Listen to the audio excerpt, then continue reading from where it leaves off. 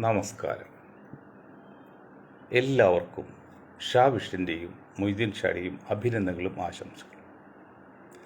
ഇന്ന് രണ്ട് വിഷയത്തെക്കുറിച്ചാണ് പറയുന്നത്.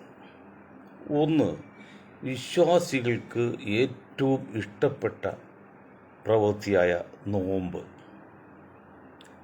മറ്റൊന്ന്, മനുഷ്യർക്ക് ഏറ്റവും ദൂഷ്യം ഉണ്ടാക്കുന്ന ലഹരിയും.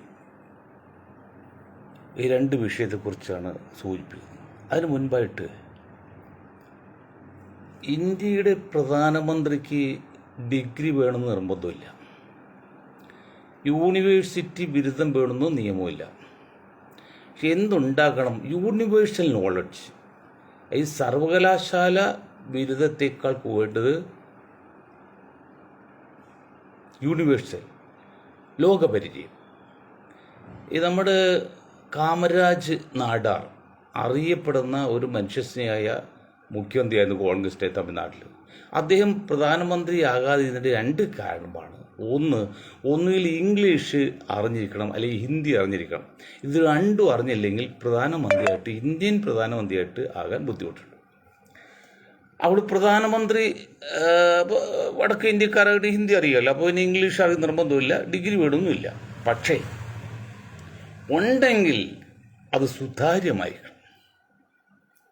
തന്നെയുമല്ല, ഒരു പ്രധാനമന്ത്രിയെ പോലെയുള്ള ഉന്നത കുല നേതാക്കളുടെയൊക്കെ ഡിഗ്രി അന്വേഷിച്ച് പൊതുജനങ്ങളിൽ നിന്ന് ഒരു ചോദ്യം വരിക എന്ന് പറഞ്ഞാൽ അതിനേക്കാൾ വലിയ നാണക്കേട് വരില്ല. ഞാൻ ജോസഫേട്ട് പറയും, മന്ത്രി ജോസഫേട്ട് വിമാനത്തിൽ വെച്ച് ഒരു സ്ത്രീയുടെ ചീച്ചയെ പിടിച്ചൊന്നുമല്ല അത്. അങ്ങനെ ഒരു ആരോപണം വരാൻ പാടില്ല. അതുപോലെ പ്രധാനമന്ത്രി പോലുള്ള ഒരു കുറച്ച് പബ്ലിക്കിന് അല്ലെങ്കിൽ അദ്ദേഹത്തിൻ്റെ പ്രജകളിൽ നിന്ന് ഒരു ചോദ്യം വന്നത് മഹാ തെറ്റാണ്. ആ സാഹചര്യം ആരുണ്ടാക്കി? വിഷയത്തിലേക്ക് കിടക്കാം. അങ്ങനെ ഒരാൾ ഡിഗ്രിയെക്കുറിച്ച് ചോദിച്ചപ്പോൾ ഡൽഹി സർവകലാശാല പറഞ്ഞത്, അങ്ങനെ പ്രധാനമന്ത്രിയെക്കുറിച്ചുള്ള ഡിഗ്രി ഒന്നും പരസ്യമാക്കാൻ പറ്റില്ല, അത് സ്വകാര്യ സ്വത്താണ്, ഏറ്റവും വലിയ വിവരാവകാശമാണ്. എന്തിനെക്കുറിച്ച് ചോദിച്ചാലും വിവരാവകാശം കൊടുക്കുന്നത്. ചോദിച്ചു കൊടുക്കാൻ പാടില്ലാത്ത ആകെ അപൂർവം ചില കാര്യങ്ങൾ. ഒന്ന്, ഇന്ത്യയിലെ ആ രാജ്യരക്ഷയെക്കുറിച്ച് ഒരാൾ വിവരാവകാശം ചോദിച്ചാൽ കൊടുക്കുന്നില്ല. ഇന്ത്യയുടെ ആഭ്യന്തര സുരക്ഷയെക്കുറിച്ചുള്ള സംശയം തോന്നുന്ന രീതിയിൽ ചിലപ്പോൾ കൊടുക്കണ്ട. ബാക്കി എന്തിനു കൊടുക്കണം? അത് വിവരാവകാശ നിയമം പാസ്സാക്കിയതാണ്. ഏതെങ്കിലും പല ഒഴിവുകളും ഡൽഹി സർവകലാശാല എടുത്തു, പല കാര്യങ്ങൾ പറഞ്ഞു. പക്ഷെ അവസാനം സുപ്രീം കോടതി പറഞ്ഞ് ഈ സാധനം ഇന്നത്തേക്ക് സുപ്രീം കോടതി ബോധിപ്പിക്കണം. അന്നത്തെ പരീക്ഷ ആരെല്ലാം പഠിച്ചതും ആരെല്ലാം ജയിച്ചു, റോൾ നമ്പർ ഇതൊക്കെ അത് ഇന്ന് കൊടുത്തിട്ടുണ്ടാവും. അപ്പോൾ സർവകലാശാല പോലും പറയുന്നതിൽ എന്ത് ന്യായമാണ്? സുതാര്യമായിരിക്കണ്ടേ? അതാണ് ആ സംഭവം. അതുകൊണ്ട് ഞാൻ അതിനെക്കുറിച്ച് പറയുകയാണെങ്കിൽ 2 മണിക്കൂർ വേണം, അത് ഞാൻ പറയുന്നില്ല.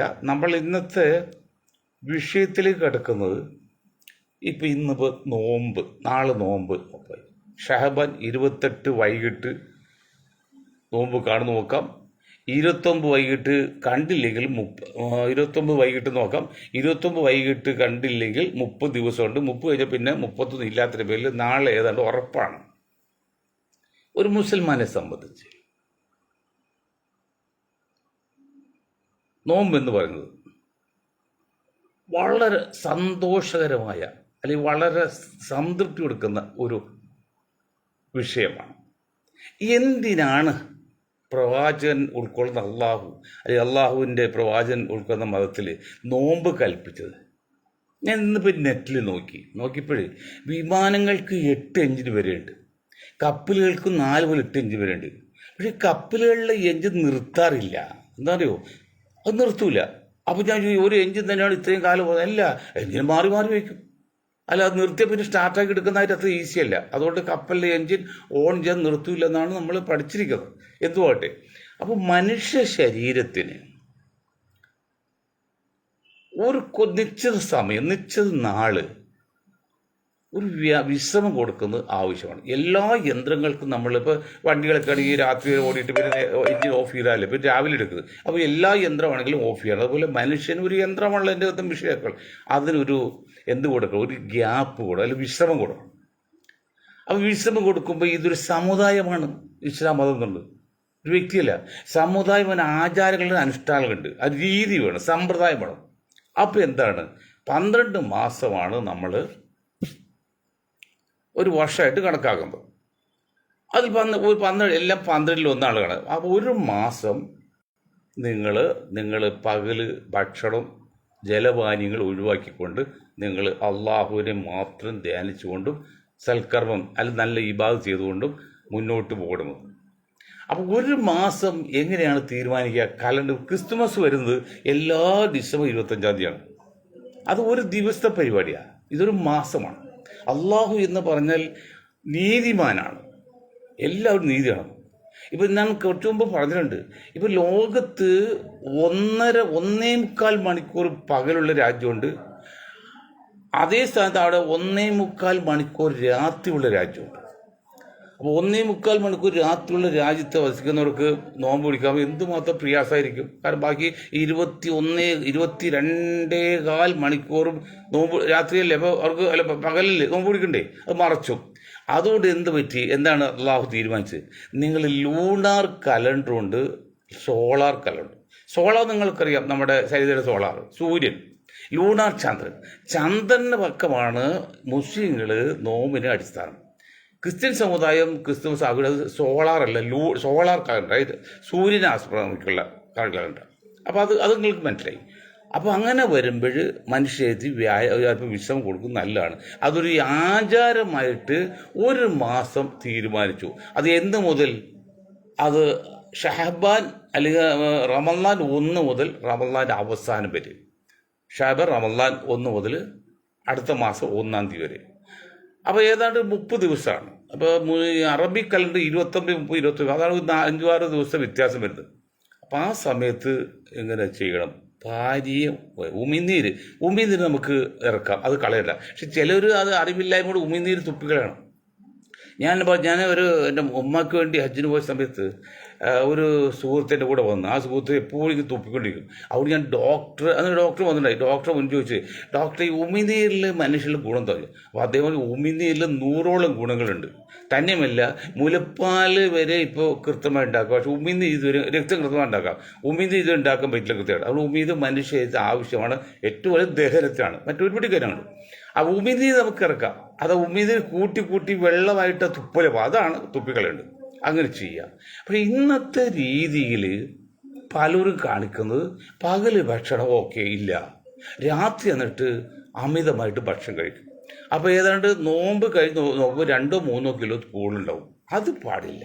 നമ്മൾ ചെയ്യുന്ന യഥാർത്ഥ വിശ്വാസത്തോടെയും യഥാർത്ഥ രീതിയിലാണ് ആ നോമ്പ് നോക്കുന്നത്. നമ്മൾ നോമ്പ് കഴിഞ്ഞപ്പോൾ അത് 2 കിലോ എങ്കിലും കുറയും. അതായത് മനുഷ്യ ശരീരം എത്ര ഭക്ഷണം കൂടുതൽ കഴിച്ചാലും 3 കിലോത്തിൽ കൂടുതലുണ്ടാവില്ല, എത്ര ഭക്ഷണം കുറഞ്ഞാലും 3 കിലോത്തിൽ കുറയില്ല.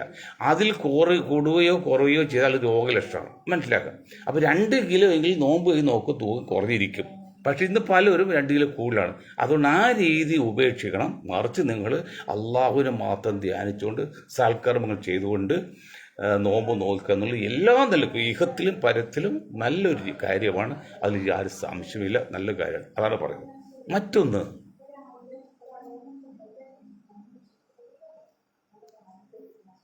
ലഹരി.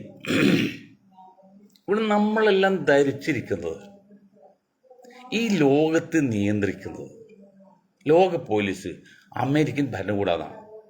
അല്ല, അമേരിക്കൻ ഭരണകൂടത്തെ നയിക്കുന്ന 2 ശക്തികൾ ലോകത്തുണ്ട്.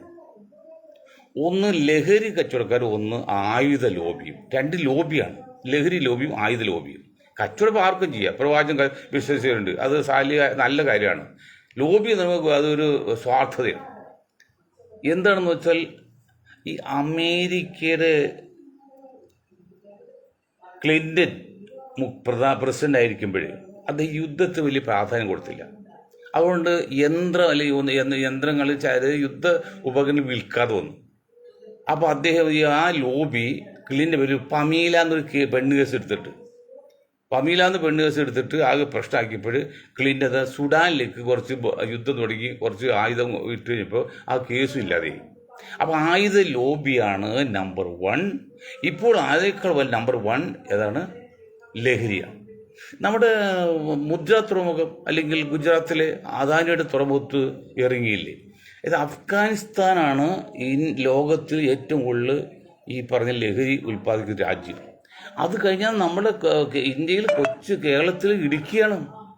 ഇടുക്കിയിൽ കഞ്ചാവിൽ നിന്ന് ലഹരി ഉണ്ടാക്കി കയറ്റി പോകാൻ വേണ്ടി പണ്ടൊക്കെ പോയത് ക്യാപ്സ്യൂളാക്കിയിട്ട് പട്ടിയെ കൊണ്ട് കടിച്ചുകൊണ്ട് അവിടെ ചെയ്ത് അപ്പിയിട്ട് ഇരിക്കലാണ്. അതൊക്കെ എത്ര കൊണ്ടുപോകാൻ പറ്റും? ഇപ്പോൾ ചില ആൾ ദൈവങ്ങളെയും ആൾ രൂപങ്ങളും ഒക്കെ ഉണ്ടാക്കിയിട്ട് അവർ കൊണ്ടുപോകുന്ന 5-8 ബാഗിൽ ചെക്കിങ്ങിലല്ലോ, ഒരു ബാഗ് ഈ പറഞ്ഞ സാധനമാണെങ്കിൽ ഏതാണ്ട് 35 കിലോ ഉണ്ടാവും. 1 കിലോ ഹെറോയിൻ പോലെയുള്ള സാധനത്തിന് ലോക മാർക്കറ്റ് 100 കോടി രൂപയാണ്.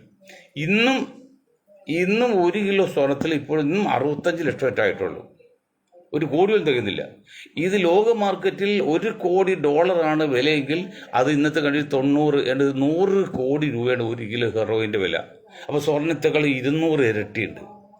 അപ്പോൾ അത് അറിയാമല്ലോ അപ്പോൾ സ്വാധീനം. അപ്പോൾ ഈ പുകവലി നന്നല്ല എന്ന് പറഞ്ഞ് ലോകാരോഗ്യ സംഘടന $100 കോടി പരസ്യം കൊടുക്കുന്നുണ്ട്. പക്ഷെ എന്നാൽ നമ്മൾ ശ്രദ്ധിക്കാതെ പോകുന്നു. അങ്ങനെ 100 കോടി രൂപ പരസ്യം കൊടുക്കുമ്പോൾ ലോക പുക ഉൽപ്പന്ന കമ്പനികൾ 10,000 കോടി രൂപയുടെ പരസ്യം കൊടുക്കുന്നത്. അപ്പോൾ അതിൻ്റെ 10,000 കോടിയുടെ പരസ്യത്തിൽ ഈ 100 കോടി പരസ്യം ശ്രദ്ധിക്കാതെ പോകുന്നു. അതാണ് സിഗരറ്റിൻ്റെ.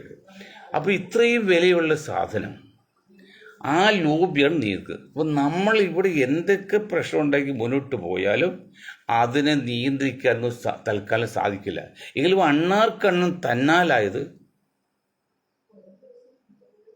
അല്ല, എള്ളു നിന്ന് എള്ളോളം എന്ന് പറയും പോലെ നമ്മളാൽ കഴിയുന്ന നമ്മൾ അതിനെ പ്രതികരിക്കണം, പ്രതികരണ ശേഷി ഉണ്ടാകണം. ഇപ്പോൾ കണ്ടല തുറമുഖത്തല്ല, ഈ ഗുജറാത്തിലെ തുറമുഖത്ത് പോയത് ഞാൻ പറഞ്ഞില്ലേ, അഫ്ഗാനിസ്ഥാനിൽ താലിബാൻകാർ വന്നപ്പോൾ അവിടെ നിന്ന് കറുപ്പ് ഓപ്പിയം അല്ലെങ്കിൽ ഇപ്പം ലഹരി കിട്ടാതെ ആയപ്പോഴാണ് അഫ്ഗാൻ തകർക്കേണ്ടത് യൂറോപ്യൻസിന് ആവശ്യമാണ്. കാരണം യൂറോപ്യനെ സംബന്ധിച്ച് തണുപ്പാണല്ലോ. ഇപ്പോൾ അമേരിക്കയിൽ -40 തണുപ്പെന്ന് പറയുമ്പോൾ സ്വാഭാവിക 2 കാര്യം. ഒന്ന് എനർജി ചൂട് കിട്ടണമെങ്കിൽ ഇന്ധനം വേണം. മറ്റൊന്ന് ഈ ശരീരത്തിൻ്റെ എനർജി ചൂട്, പിന്നെ അതിന് ഈ ലഹരി വേണം. ഇത് രണ്ടും അവർക്ക് മസ്റ്റാണ്. അപ്പോൾ ഈ ലഹരി കിട്ടാതെ വന്നപ്പോൾ പാശ്ചാത്യ യൂറോപ്യൻസൊക്കെ വളരെ ബുദ്ധിമുട്ടിലായി. അപ്പോഴാണ് അമേരിക്കക്ക് അഫ്ഗാനിസ്ഥാൻ കയറി തരും. അങ്ങനെ അമേരിക്ക റഷ്യൻ ഇത് മാറ്റി അവിടെ ആധിപത്യം ഉണ്ടെങ്കിൽ ഒക്കെ ചെയ്തു. പിന്നെ അവിടുന്ന് പോകുന്നതൊക്കെ അത് രണ്ടാമത് അഫ്ഗാനിസ്ഥാനിലെ ഭരണം പിടിച്ചെടുത്തിട്ട് അതിനെ ഒഴിവാക്കി അമേരിക്ക പോന്നപ്പോൾ അഫ്ഗാനിസ്ഥാനെ ഭരണം ഏൽപ്പിച്ചപ്പോൾ താലിബാന് ഭരണം ഏൽപ്പിച്ചു. ഈ സാധനം അവിടെ സമ്മതിക്കില്ല. അവർ ആ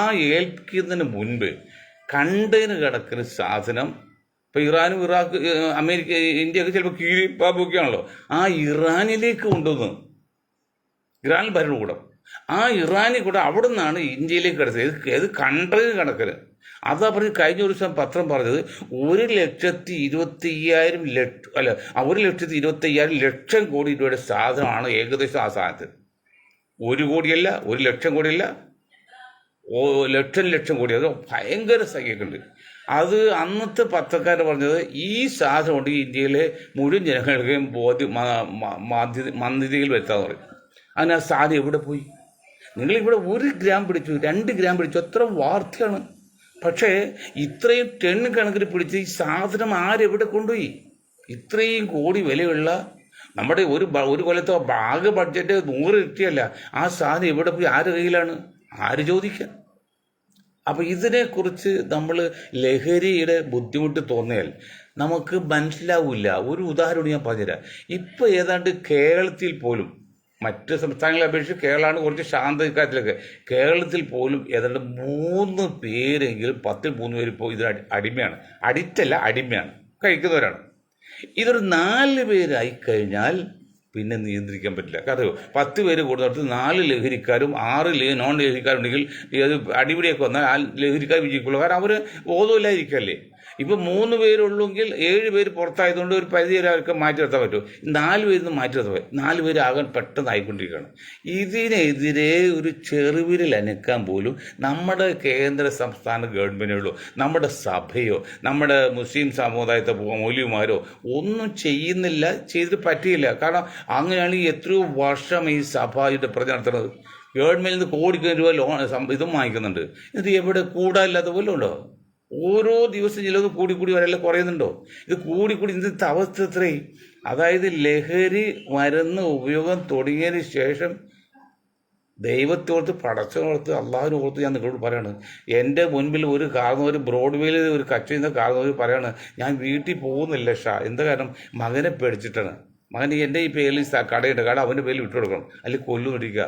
അതായത് സ്വന്തം സംരക്ഷണം കിട്ടേണ്ട മക്കളെ പേടിച്ച് വീട്ടിൽ പോകുന്നില്ല എന്ന് ഒരു കാരണവർ ഒരു പിതാവ് പറഞ്ഞാൽ നമ്മുടെ സമുദായത്തിൻ്റെ അല്ലെങ്കിൽ നമ്മുടെ ലോകത്തിൻ്റെ സംസ്കാരം എവിടെ എത്തി?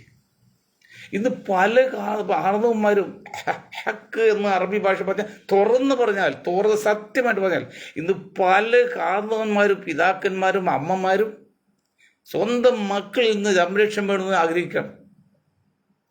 ഞാനൊരു കാര്യം പറയാം. നമ്മൾ ഇതിലെ പണക്കാർ വീട്ടിൽ ഔട്ട് ഹൗസ് ഉണ്ട്, ഔട്ട് ഹൗസ് സെക്യൂരിറ്റി വയ്ക്കും.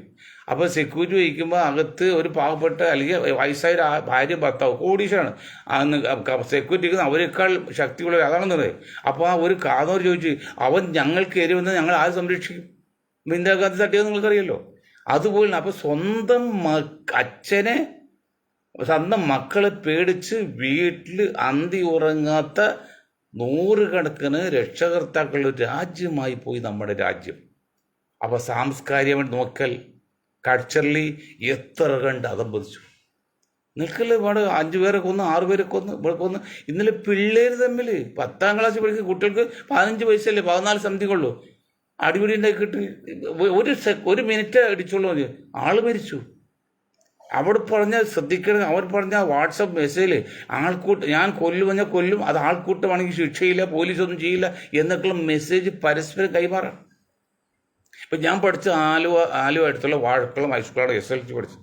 അപ്പോൾ ഞങ്ങൾ സ്കൂൾ കൂട്ടായ്മ ഉണ്ടെങ്കിൽ ഇപ്പോൾ 1000 പേര് വന്നിട്ടുണ്ട്, അത് ഞാനുണ്ട്. അപ്പോൾ അതുകൊണ്ട് ഓരോ കാര്യങ്ങളും നമുക്ക് അറിയാൻ പറ്റുന്നത് അത് ഗുണമാണ്.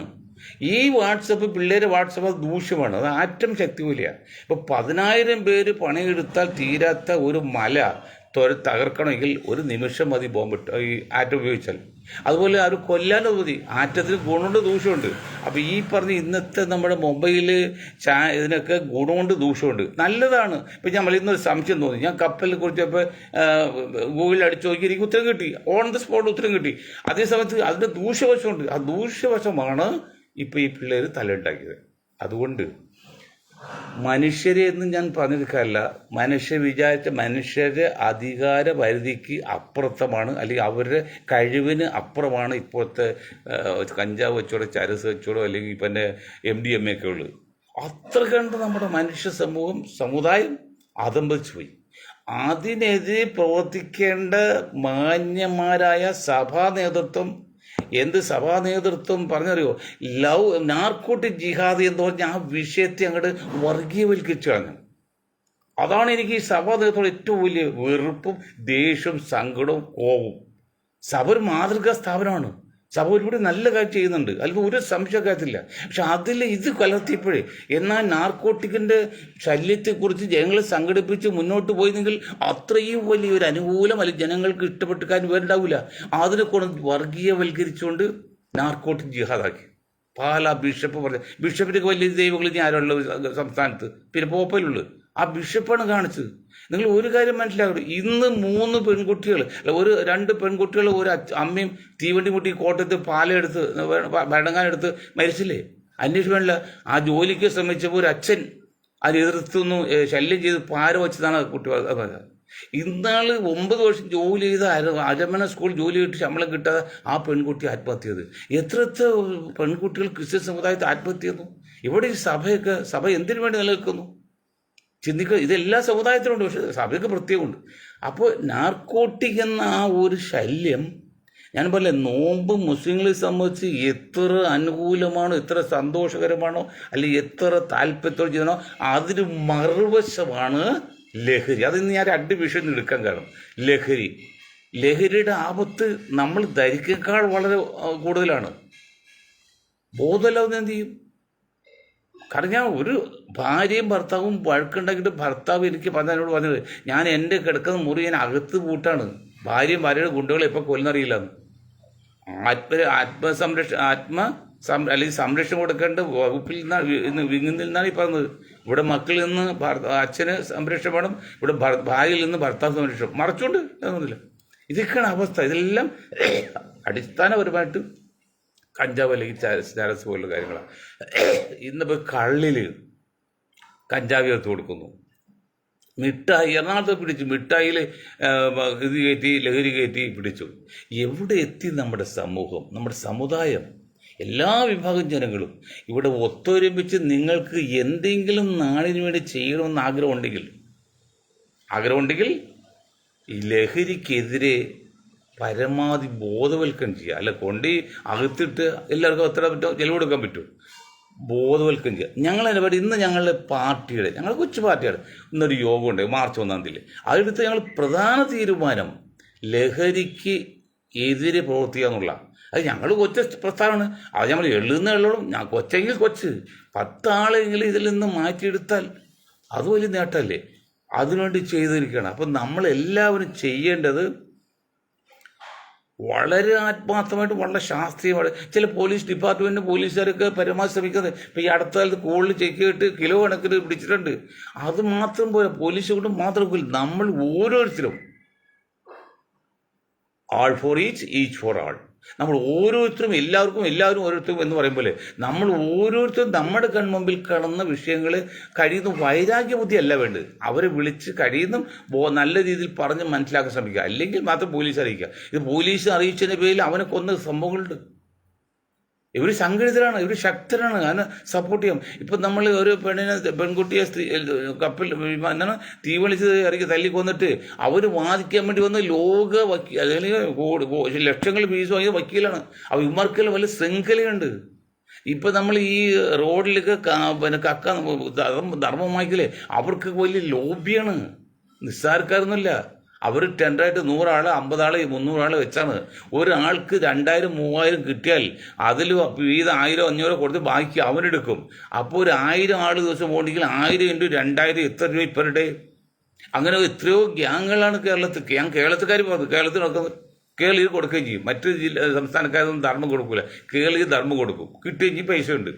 അത് തൊട്ട് ഗ്രാമമല്ലല്ലോ, തൊട്ട് ടൗണില്ലേ. അപ്പം അങ്ങനെ ഒരു ലോബി, അങ്ങനെ ആയുധ ലോബി, ഇങ്ങനെ പിന്നെ മാഫിയ എന്ന് പറയുന്നത്, പിന്നെ അവയവ മാഫിയ, ഇങ്ങനെ എല്ലാ നിലക്കും നമ്മുടെ കുഞ്ഞു മക്കൾക്ക് പുറത്തിറങ്ങാൻ പറ്റാത്തൊരു സാഹചര്യമാണ് ഇന്ത്യയിൽ. ഇത് പറഞ്ഞ് ഭയപ്പെടുത്തല്ല, പക്ഷെ പറയാതിരുന്നിട്ട് കാര്യമുണ്ടോ? ഭയപ്പെടുത്തല്ല. നമ്മൾ വളരെ ബോധവാനായിരിക്കണം, വളരെ ശ്രദ്ധാപൂർവ്വം നോക്കണം. നമ്മുടെ കൺമുമ്പിൽ കിടന്ന ഓരോ കേസും നിങ്ങൾക്ക് ചോദിക്കാൻ ശക്തിയില്ലെങ്കിൽ നിങ്ങൾ രഹസ്യമായിട്ട് പോലീസ് അറിയിക്കും. വേറെ വിഷയമുണ്ട്.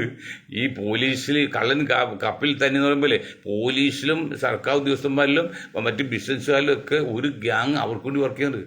നിങ്ങൾക്കറിയാം, 10 വയസ്സായ പെൺകുട്ടിയെ അവളിങ്ങനെ ചൊറിഞ്ഞ് അതെല്ലാം വീഡിയോയിൽ എടുത്തിട്ട് അത് കാണിച്ച് പിന്നെ അവസാനം എന്ത് ചെയ്ത് ഇതിൻ്റെ കരിയറാക്കി ഏജൻറ്റ്, ഇപ്പോൾ സ്വർണ്ണമൊക്കെ കെട്ടുന്ന കരിയറാക്കി അത് കാണിക്കൽ ചെയ്യാം. അങ്ങനെ ചെയ്ത് അത് ആ കുട്ടി 6 മാസം 1-2 മാസത്തിലാണ് ആ കുട്ടി ആത്മഹത്യ ചെയ്ത്.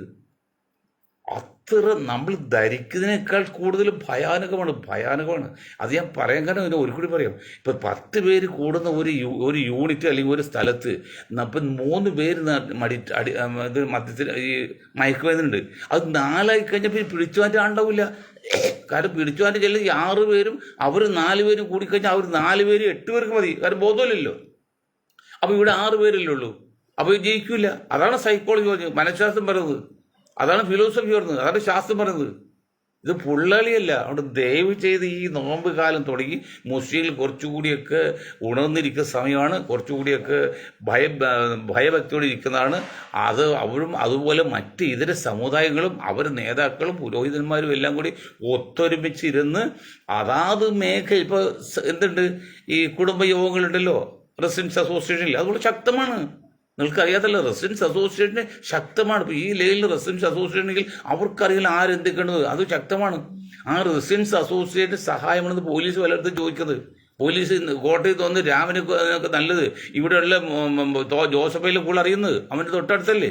അപ്പോൾ റെസിഡൻസ് അസോസിയേഷൻക്കും രാഷ്ട്രീയ പാർട്ടികൾക്കും മറ്റ് ഇതര സാംസ്കാരിക സാമൂഹിക സംഘടനകൾക്കും വളരെ വലിയ ഒരു ഉത്തരവാദിത്തമാണ് ഈ സാധനത്തിൽ എങ്ങനെയെങ്കിലും കുഞ്ഞു മക്കളെ ഇതിൽ നിന്നും പിന്തിരിപ്പിക്കുക.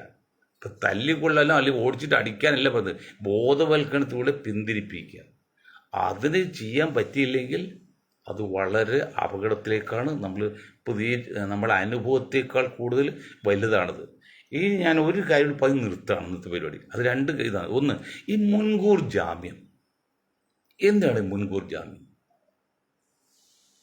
VIP എന്തെങ്കിലും പ്രശ്നമാക്കി നമുക്ക് എടുക്കാൻ പറ്റില്ല. കുറ്റവാളിയെ ഇപ്പോൾ ശിക്ഷിക്കപ്പെടണം. ആരാണെങ്കിലും കുറ്റവാളി ശിക്ഷിക്കപ്പെടണം. പക്ഷെ കുറ്റവാളി അല്ലാത്ത ശിക്ഷിക്കപ്പെടുകയും ചെയ്തത്. അതാണ് നമ്മുടെ ഭരണഘടന. 1000 കുറ്റവാളി രക്ഷപ്പെട്ടാലും ഒരു നിരപരാധി ശിക്ഷിക്കപ്പെടുന്നുള്ള നമ്മുടെ ഭരണഘടനയുടെ മൂല്യം. കുറ്റവാളി ശിക്ഷിക്കപ്പെടണം. അതിന് മുൻകൂർ ജാമ്യം കൊടുക്കുന്നു. അതുപോലെ എനിക്കോടെ ഇന്ത്യയിലെ ഏറ്റവും വലിയൊരു മോശമായ ഒരു തീരുമാനം ഈ മുൻകൂർ ജാമ്യം അനുവദിച്ചിരിക്കുന്നത്. അതേക്കാൾ മോശമാണ് ഐക്യരാഷ്ട്ര സംഘടന UNOയിലെ വീറ്റോ പവർ. വീറ്റോ പവർ ഉള്ളിടത്തോളം കാരണം ആ സംഘടന യാതൊരു ബലവും ഇല്ല. 5 രാഷ്ട്രങ്ങൾ വീറ്റോ പവർ കൊടുത്തിരിക്കണം. അവർക്ക് ഒരു പ്രമേയം കൊണ്ടുവന്നു കഴിഞ്ഞാൽ അവരിൽ 5-ൽ ഒരാൾ എതിർത്താൽ അത് പാസ്സാവില്ല. ഈ 5 പേരും തൃപ്തിപ്പെട്ട് ഒരു പ്രമേയം ഉണ്ടാക്കാൻ പറ്റുമോ? 2 അജഗജാന്തരം വ്യത്യാസങ്ങളാണ്. അപ്പോൾ UNOയിലെ വീറ്റോ പവറും മുൻകൂർ ജാമ്യവും മറ്റൊന്ന് ഗവർണർ സ്ഥാനവും ഇമ്പോസിബിൾ, അത് ആവശ്യമില്ല, നോട്ട് എസെൻഷ്യൽ. അപ്പോൾ ഈ ഒരു കാര്യത്തെക്കുറിച്ചുള്ള വിവരമായ ഞാൻ ഇത് എടുക്കാം. ഇന്നത്തെ വാക്കുന്നതോടെ നമ്മൾ നിർത്താണ്. നിങ്ങൾക്ക് എല്ലാവർക്കും ഞാനൊരു കാര്യം പറഞ്ഞു വിട്ടൊക്കെ, കാസർഗോഡ് ഈ മൂസി സമുദായത്തിലെ ഈ ചില മരമണ്ടന്മാർ, നിങ്ങൾ മണ്ടനാണോ? ടെലിഫോൺ മുത്തലാക്കുന്നതിന് ഫോണിൽ കൂടി മുത്തലാഖ് ചെയ്യാൻ പാടില്ലാന്ന് ഗവൺമെൻറ് ഇറക്കിയിരിക്കുകയാണ്. അതിന് ശിക്ഷയുണ്ട്, വലിയ ശിക്ഷയാണ്.